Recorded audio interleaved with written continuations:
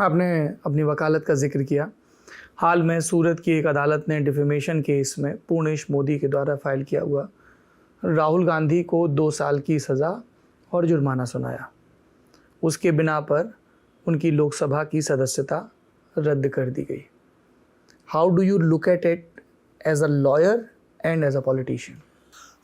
देखिए, इससे पहले कि मैं इस सवाल का जवाब दूं, मैं आपको थोड़ा परिप्रेक्ष्य देना चाहता हूं, क्योंकि ऐसे मानहानि के कई मुकदमे मैंने खुद लड़े हैं। जैसे कीर्ति आज़ाद साहब का मुकदमा मैं आज तक लड़ रहा हूं, बाकी कई और ऐसे मुकदमे। क्या है कीर्ति आज़ाद साहब का मुकदमा? वो उनके खिलाफ जो ये इंडियन ओलंपिक एसोसिएशन के पूर्व अध्यक्ष थे बत्रा साहब जी, उन्होंने मानहानि का दावा किया हुआ है, क्योंकि उन्होंने अरुण जेटली को कोई खत लिखे थे। उस खत में कुछ जिक्र कर दिया था, बत्रा साहब पर इल्ज़ाम लगाए थे। कुछ जिक्र कर दिया था, तो बत्रा साहब को उस चीज़ पे आपत्ति हो गई थी और उन्होंने मानहानि का दावा। कितने बरस से चल रहा है ये मुकदमा? ख्याल 2015 से चल रहा है। 2015 से चल रहा है, 2023 हो गई। अभी मैं ख्याल एविडेंस नहीं हुई है उस चलेगा ही अभी एविडेंस नहीं हुई है उस मामले में, जहाँ तक मेरी जानकारी है, क्योंकि एविडेंस लेने के लिए फिर वो रजिस्ट्रार के पास चला जाता है। तो कहने का तात्पर्य ये है कि, और जो मैं आपको परिप्रेक्ष्य बताना चाह रहा था, जब मैं सूचना और प्रसारण मंत्री था, तो मैंने एक बहुत गंभीर कोशिश की कि डेफेमेशन को डीक्रिमिनलाइज कर दिया जाए।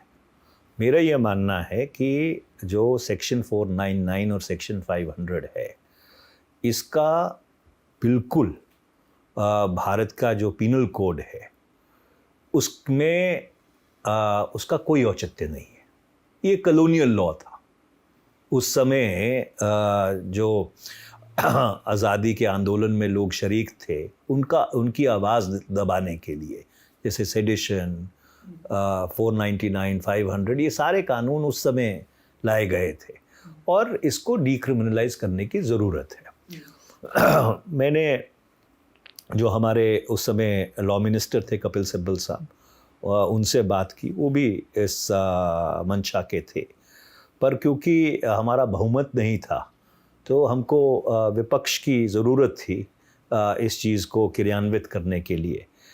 अब वो जो लोग उस समय विपक्ष में थे, अब वो इस दुनिया में नहीं रहे, उनके बारे में कोई ऐसी बात करना अच्छा नहीं लगता। आप अरुण जेटली जी का जिक्र कर रहे हैं, सुषमा जी का जिक्र कर रहे हैं। मैं अब किसी का नाम लेना संभव नहीं है, उचित नहीं है, पर उन लोगों की कुछ समय राय दूसरी थी, कुछ भी कारण रहे हों, और वो बात एक निष्कर्ष तक नहीं पहुंच सकी। मेरा आपको ये बताने की मंशा ये है कि मेरा सदा से ये मानना रहा है कि defamation is a civil wrong. ये कोई फौजदारी का मामला नहीं है कि किसी व्यक्ति को आप उठा के जेल में डाल दो। हाँ, जो लॉ ऑफ टॉर्ट्स है उसको मजबूत करने की ज़रूरत है कि अगर मैं ऐसी कोई बात कहता हूँ जिससे आपको ठेस लगती है और आप अदालत में ये साबित कर दें कि जो मैंने बात कही है वो गलत है, और गलत से ज़्यादा कि आपको उससे ठेस लगी है, आपकी मानहानि हुई है, तो आप मेरे से डैमेजेस क्लेम कर सकते हैं। पर मुझे उठा के जेल में बंद करने से आपकी इज्जत थोड़ी वापस आ जाएगी। मतलब जो 1 करोड़ 2 करोड़ के दावे होते हैं वो सब ठीक है? That's right, बिल्कुल सही बात है कि भाई अगर माफ़ी नहीं मांग रहा है तो आप पेक्यूनियरी डैमेजेस उससे क्लेम कर लीजिए जी, पर उसको जेल में बंद करके आपको क्या मिलेगा? और मुझे नहीं लगता, और मैंने मानहानि के कई मामले लड़े हैं, मुझे नहीं लगता कि किसी मामले में 2 साल की सज़ा सुनाई गई हो।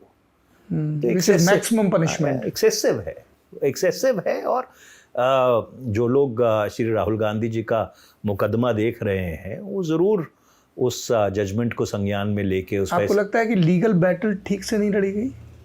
अब मैं इस पे कोई टिप्पणी नहीं करना चाहता, क्योंकि एक वकील होने के नाते किसी और के ऊपर टिप्पणी करना बिल्कुल अनुचित है। अभी आपसे कंसल्ट किया जा रहा है? पर एक खरगे जी की यहाँ पे मीटिंग हुई थी जिसमें सारे लोग थे, पर जहाँ तक देखिए वकील चुनना साइल का काम है।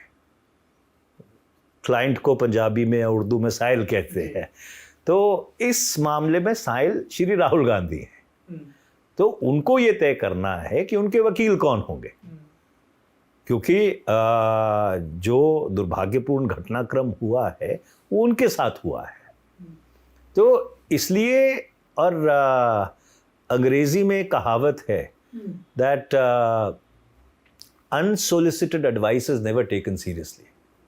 Nobody asked for your advice barring that meeting? नहीं, मेरा कहने का मतलब ये है कि कानूनी राय तभी दी जानी चाहिए जब कोई आपकी राय मांगे।